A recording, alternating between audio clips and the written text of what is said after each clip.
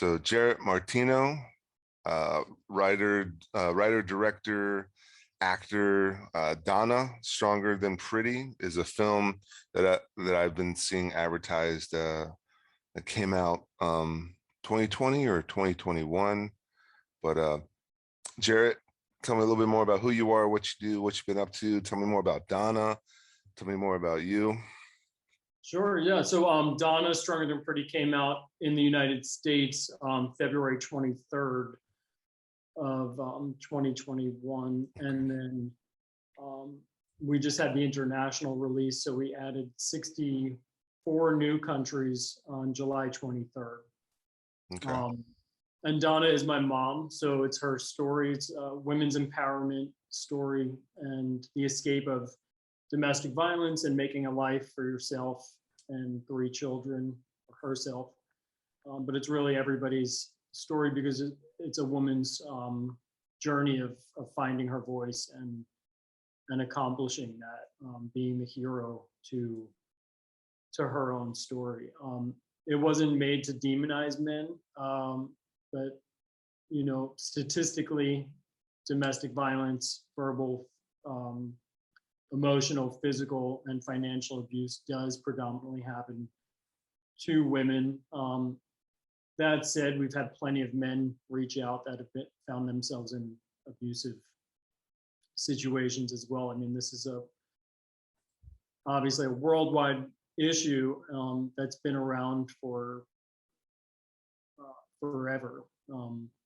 And kind of what we're seeing, although, you know, we address in the film, we go from the late 60s through the early 2000s. And in some ways, it's interesting because we've come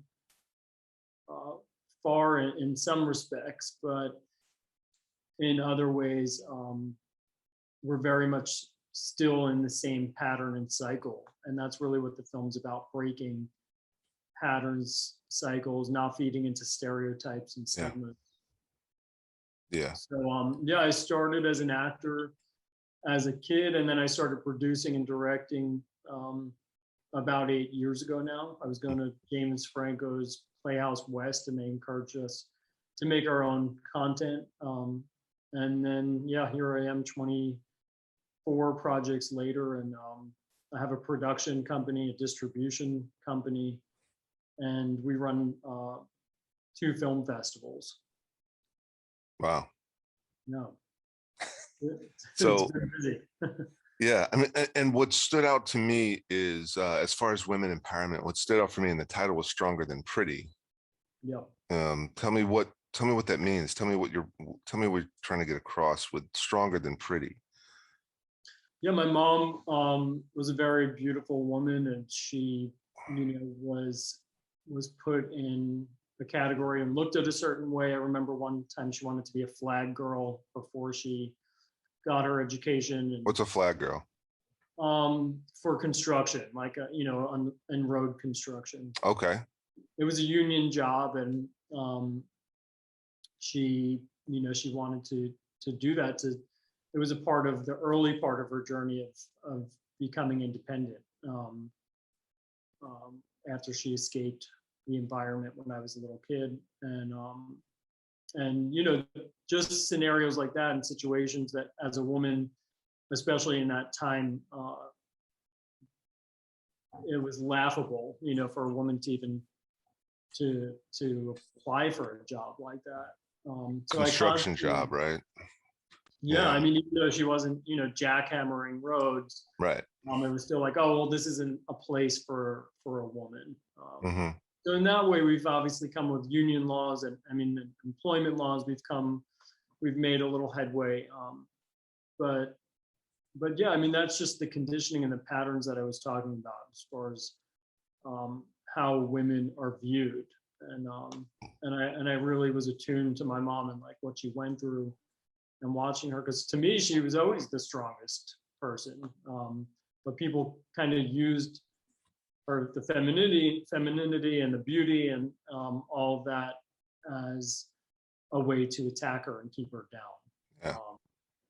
But you know, the story is celebrating single parents and then children that come from those environments, because for the children too, you're put into this category like, oh, you're from a single parent family home. And to me and my siblings, we thought we were the richest kids on the block because, our mom always was doing really exciting things with us. And even if they were free, we were going to free theater shows and, doing different things that other kids weren't doing at that point. So, I wanted to celebrate, like I said, women and the children that come from those environments. Because my mom worked 2 jobs. She waitressed, she cleaned houses, she went to school full time, she raised 3 children. And then she ultimately became a public school teacher, which was always her dream prior to even having kids. So to achieve your childhood dream after so many battle wounds, I mean, you're an Army guy, like, after a day of being out in the field, like, it's exhausting. You have all the elements and people and different, scenarios that can really make you feel defeated at the end of the day. So make it through all that. And you raised a good point. I mean, when I was, when I was deployed once with the National Guard, and the civilian, my civilian work is obviously film, TV, writing, producing, directing, editing, acting as well. And I'm not exhausted after an 8 or 12 or 16-hour day of doing that because I love it so much. But with the Army, being deployed, there could have been an 8-hour day and I feel drained because it's that. And that's why I've always harped on everyone to, just jump into something that you're going to love, not because your parents told you this is what we do, this is what's stable, this is what's financially stable, but do what you love, because I'll be on a location for anywhere between 8 to 16 hours, and then I'm ready to do it again the next day and the next day and the next day.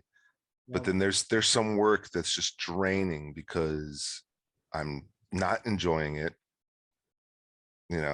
So I mean, that's especially with the Army. I mean, I knew what I signed up for, and I'm still in the National Guard. So I knew what I signed up for in doing that, and so on and so forth. And once you get into a leadership position, then you're kind of excited to mentor other, junior soldiers. But still, it's draining because at the end of the day, it's still not the film. And for me personally, it's not the film and TV. It's not the acting. It's not the set life. It's not the creative production type of life. But yeah, going back to your mom and how you felt like you were the richest kid. I mean, me and my brother, our parents split when I was 16. My brother was 12. I was 16. And our parents split. As far as I know, that there wasn't any major abuse or anything. They just didn't get along, so they split. They were always like, arguing and stuff and whatever. But that's where my mother, ended up working full time, taking care of 2, insane boys. And still every summer she would take us to Virginia Beach, or she would take us to Ocean City or whatever. And it seemed like she had all the energy. She seemed like she was the strongest, broad in the world. And then now in her older age, she's kind of slowing down. She doesn't, she's a little, sad and trying to figure out, okay, what it is I can do now. It's like, you can be the strongest grandma now. And she's like, well, I just don't think I'm as on top of things as I was before. And I'm like, just look back to like how much we did when you worked full time, when you took care of 2 boys, you cooked every night, and you took us on these trips, that trips. You always showed up to this sports practice or this sports game or this other event or PTA or whatever. You're always there every single time. You drop, we carpool with other families, but you always took us somewhere. You always picked us up. Yeah. So, yeah, I mean, It's a hard job. I mean, being a yeah, mom is a full-time job. So to compound it with full-time school and work, it's just, it's really, it takes being stronger than pretty, yeah, really. And that should be celebrated because, um, you know, it's not to put down fathers, but there's just a really important role that mothers play, and I think absolutely. it's more common than we all like to talk about, and it's a subject that gets swept under the rug. So, you sharing your story and inspiring others to share their single parent family home stories in terms of why it is the new normal, because women like your mom, like my mom, like all the other women that have made the decision to leave, even if it wasn't physical, emotional and verbal abuse can be just as damaging or more, because it's very layered and intertwined, and people don't really even realize what they're in until they have an awakening or they feel sicker than their abuser. So women that had the strength to say, I deserve more, and the self-respect and self-love, and even if it wasn't for them, sometimes it's not for them, it's for their children, because they love their children to the point that they recognize that they don't want their children to ever be in a situation that they were in, and to give them a healthier life. And I mean, that alone is just, I mean, how remarkable, how strong you have to be to say, hey, you know what, instead of doing this as a partnership, I'm going to do this all alone, and provide and do all those really beautiful things that your mom showed up for. Hmm. So it's just, to me, that was always so admirable and should be celebrated, and why I really, through the highs and lows of making a feature film that spans 40 years and a cast of over 250 plus locations. It was a huge project, but it was really important that it was Yeah. accomplished. So, talking about the production, when did you wrap production? If you don't mind me asking, how were you impacted by the quarantine? Because from what I can remember, I remember seeing all the promotion for Donna like start maybe during the start of quarantine, and so you must have wrapped it. Yeah, we wrapped in 2018, 2019, but this has been a project in the making for 8 years. Oh wow, okay. We had a short film. Well, first it was a stage reading, so we just simply had like a stage reading in a theater at the Fountain Theater in Los Angeles, and then we did the short film, which was a proof of concept, and it made it into festivals worldwide. And that's when we partnered with the National Coalition Against Domestic Violence, and then from there it took a few more years after that, and we really started doing a grassroots campaign, and we partnered with other domestic violence agencies and really started doing work and partnerships with companies like Kind Bar. They donated snacks and all different corporations,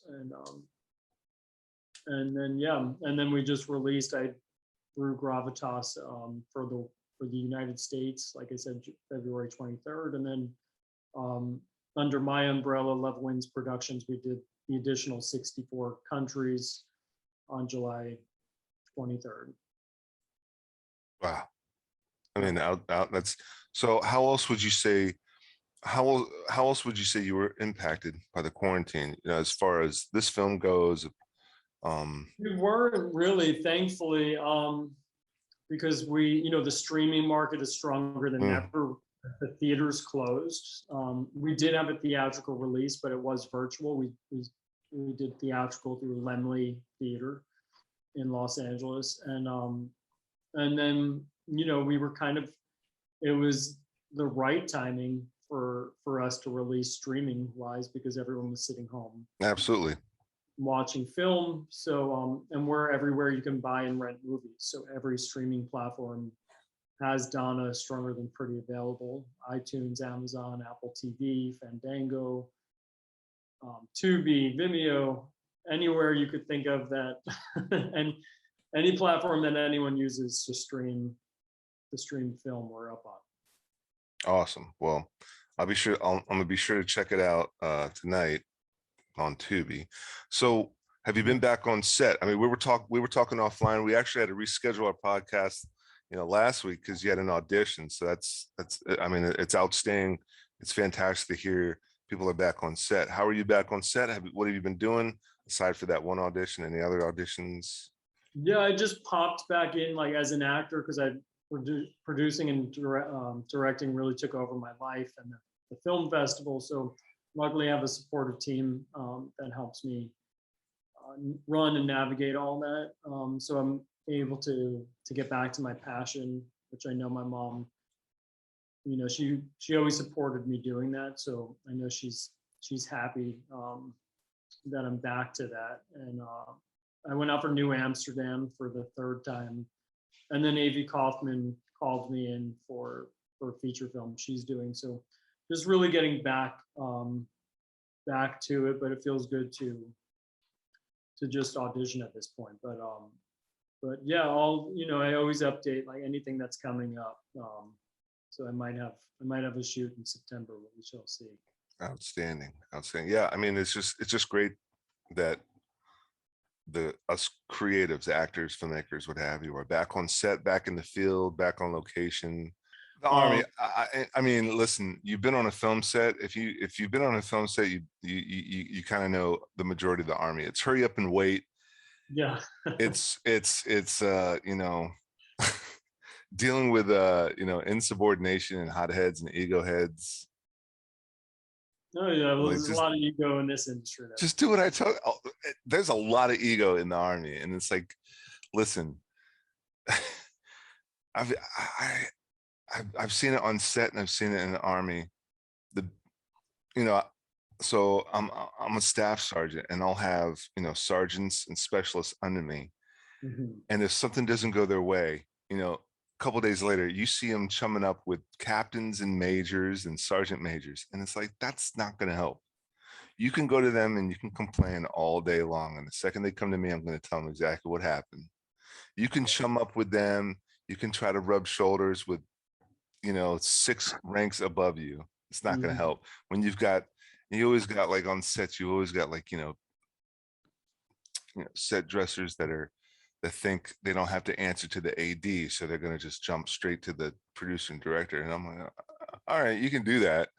And then 5 minutes later, they kicked you back to me, and it's like, listen, you're going to just do what I'm telling you to do. And yeah, it's good.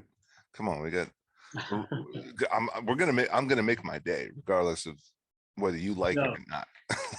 So. Yeah, it's definitely like a lot of navigating that. I'm really fortunate, and that's why I've kept the same crew on, and I work with a lot of the same actors, because it's like the little, almost like the group theater in that aspect, where you want to work with people that you like, and there's nothing wrong with that. I mean, you take a look at I was just watching Clint Eastwood's The Outlaw Josie Wales, and he worked with all those same people in all those westerns and a bunch of those Dirty Harry movies. You saw all the same actors popping up. You get to know them, and I mean, like the cast of Donna is like our extended family at this point. We've been through so much together. Kate slept in my mom's bed. My mom gave up her bed and was at her parents' house, and Kate really walked every footstep, like down to the laundromat she used to go to and the streets in her hometown. And as an actor, that was really wild for her and brought her closer, and got to wear some of my mom's jewelry pieces and clothing, and like, so yeah, people like that show that much dedication and time and respect is, you want to bring them back. You want to keep them working. I mean, and I mean, even creatively, someone's like, man, you got to work with a different actor, like all the, and like, but why? Professionally and productively, I know all of us collectively get the job done the way we need to get the job done. But creatively, if you're an actor, you can play all these different characters that I need you to play. If you're an actor, Yeah, I can use the same 4 actors to play all sorts of different characters in the Wild West, Victorian, World War II, future, uh, a horror movie, Cabin in the Woods, all yeah, those different movies, and use the same group of actors because they're actors. They're pretending they're gonna they're gonna act like somebody else. yeah. As long as they're good actors, and they, Yeah, as it long as they're just comes good. down. Yeah, Sometimes it comes down to just character matches too. I mean, that true. really helped me as an actor realize, when you see the production end of it, it's like, wow, there's so many people who give great performances, but we need someone that had blue eyes to match the parent in the film or show that had a similar look. So it's really great perspective for an actor to have some type of production experience, because I think actors can definitely be the biggest egos on set, unfortunately, and Oh then yeah, and they don't realize that they're lucky to be there always, no matter how much they have under their belt, and that they're lucky if they're a 0.5% of what goes into it. So yeah, yeah. You're absolutely right. And I love acting because you know, like we discussed, the military, the military experience, the military police, the MP military police experience. That's pretty much the only roles I'll take is police roles, detective roles, military roles. And I love acting because, I'll memorize my lines. I can connect to the character. I'm really typecast the hell out of me. It's going to make your job easier. I'm really good at the law enforcement and military roles. And I play on my strengths. The military experience is my acting school, real life method acting or whatever it's called. And my 3-step process is connect with the character, memorize the lines, know the lines front and back, and then comfortable in front of the camera. That's all it is for me as far as acting goes. But I'll sit in the green room for a couple hours and I'm watching TV, or I'm watching Netflix on my laptop, or I'm booking other gigs, or I'm working on side passion projects. They might call me on set for 45 minutes, do a couple of takes, da da da da. All right, go back to the green room. Okay, drink some coffee, eat some snacks, relax, just take a nap. And next yeah, thing I I know, mean, the actors have, it's a vacation oh, compared to the oh, jobs on the production. yeah, the actors with egos and the actors with that are so high demanding, like why? It's so easy already. Yeah, yeah, you get to do, it's an important job. I don't want to take away from it because, Oh yeah, um, but yeah, it's the one of the best jobs in the world because you're treated well, and I think the art, the part of it that celebrates the art and why actors are just as crucial as the crew is because, and the respect of the emotional places that you have to go to, and then you are the product. So yeah. You are the face of yeah, this movie. Yeah, I mean, like think about it. You're the face, the poster, and all that stuff, and the yeah, billboards it has and its the own trailers. pressure for sure. So it's like a whole other different kind of pressure. It's maybe not, but yeah. So you need that. An actor needs that green room time a lot of the Yeah, time, especially if they're day in day out. Um, but yeah, yeah, yeah. Don't get me wrong. I'm not saying it's easy to an extent. I make it easy and I make it simple on myself. And like I said, I know my strengths. I always just take the mostly, I mean, 95% of my acting has been detective somebody. yeah, And so I make it easy on myself and I get there early and I've got my car kind of set up to where like I'll have extra wardrobe stuff and backup accessories for this, that, and the other thing in case they need it. Because I am an SME sort of when it comes to law enforcement and when it comes to that character and interrogations and stuff like that. So Yeah, oh when my it, God, that's like, even with the most prepared set, if there's something authentic that they can use legally, without right.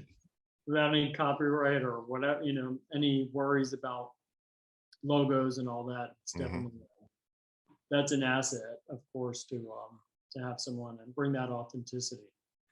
But again, for me, I make it easy and I make it simple because I love that process, that work, that creative environment. I love set life.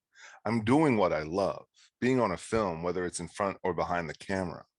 So that's where that ego goes out of the way. I'm going to make things simpler for me. I'm going to enjoy the perks and enjoy the work. Yeah. And yeah, I mean, it's one of those phrases, sometimes people just don't realize how good they have it. That's for sure. Kind of mentality.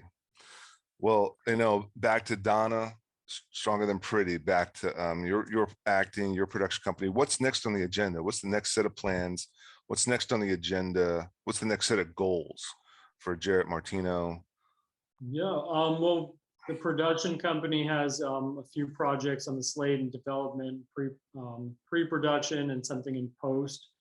And then distribution wise, once we have our live event, we're going to have the Love Wins Film Festival and Voices Rising. The plan is to do our live event April 2022. Okay. And then we set a goal of distributing a dozen films a year. So really picking the winners, the feature films that align with our message, which is women's empowerment, diversity and inclusion, and LGBTQIA messages. So any film that we can get behind that way and bring on board and distribute through the Love Wins distribution channel. And then for ones that we fully take on for distribution, doing a full streaming distribution as well with iTunes, Amazon, and Apple TV. So that's all on lovewinsproductions.net. You can find everything for the production company, the distribution, and both of our film festivals. Donna the movie, of course, is out and streaming everywhere. That's donnathemovie.com. And yeah, I've achieved a lot in the past 8 years, and my break is getting back to acting, my own acting career. And yeah, really the next plan right now is I won an award at the National Coalition Against Domestic Violence. So I'll be at the National Press Club on September 21st, accepting that award and being a part of the conference with the advocates and survivors. I think there's set to be like 500 people that are joining us at the conference this year. So just Outstanding. excited about that. I'm really honored. It's been a lot of work, and it's everyday work that, some days it's easy, and then the days I get emails where someone's really caught in a situation, it's hard to hear that, it breaks my heart, but it keeps me motivated. So yeah, that's it in a nutshell. donnathemovie.com. It has all the streaming links of everywhere we're streaming right now, and internationally and here in the United States. And lovewinsproductions.net. So outstanding, man. Congratulations on the award. Before, I know you, we talked a little bit offline before this, and I know you're a busy man. You got time restraints. What drives you? What drives me? What drives your career? What drives your personal life, professional life? What drives you?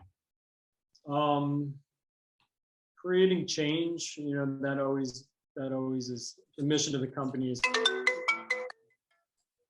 creating awareness for subjects deserving attention is the easiest way to put it.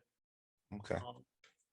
Just anytime I can help I've been in a lot of situations where and empathetic, and film has helped me, and producing has helped me kind of give a voice to the voiceless, and help me personally just navigate certain things that I've been through. I think that's the beautiful part about art in general. Like, we get to explore all these things and be in these spaces that a lot of people run from on the day-to-day, and that's a really important part about artists in general, that we bring attention to things that need more attention, or that need to be addressed. So Outstanding, man. Well, JARET Martino, actor, writer, producer, director. Donna the movie.com. Donna, Stronger Than Pretty. I can't thank you enough for coming on. Don't go anywhere. We'll chat a little bit offline, but it was great chat. It was great talking with you. Great having you on. Learned a lot, and I'm excited about the movie. I've been seeing the viewers ads out there. If you want to become an honorary member of the Zombie Squad, send me some. Hit me up on any of the socials.